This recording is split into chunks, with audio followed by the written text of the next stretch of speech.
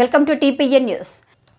వరంగల్ జిల్లా చెన్నారావుపేట మండలంలోని 16 చింతల తండా గ్రామంలో వారం రోజుల క్రితం ప్రేమోన్మాది చేతిలో దారుణ హత్యకు గురైన గిరిజన కుటుంబాన్ని ఆదుకునేందుకు BRS party working president KTR ముందుకు వచ్చారు.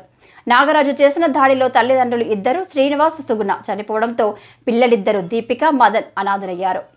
దాడి ఘటనలో ఇద్దరు పిల్లలు కూడా తీవ్రంగా గాయపడి చికిత్స అనంతరం కోలుకున్నారు. చనిపోయిన దంపతులు ఇద్దరు పిల్లలను టీఆర్ఎస్ పార్టీ నర్సంపేట మాజీ ఎమ్మెల్యే పెద్ది సుదర్శన్ రెడ్డి ఈరోజు కేటీఆర్ వద్దకు తీసుకువచ్చారు.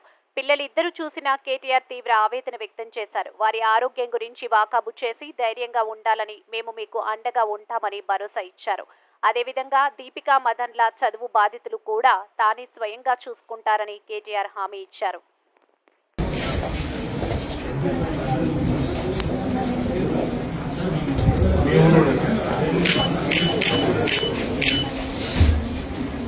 ఒకటే కాలేజా మీరు ఏంటిది?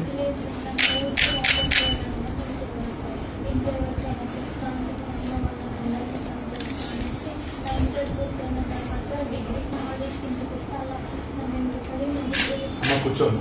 వ్యవసాయం చేసేదా సుదర్శన్ చెప్తాను. నాకే విధంగా కళ్ళ నీలక్ష్మి అంత దారుణంగా నేను ఏమంటున్నాను, అమ్మా నాన్న ఇద్దరిని అటాక్ చేసినవాడు ఒకటే సార్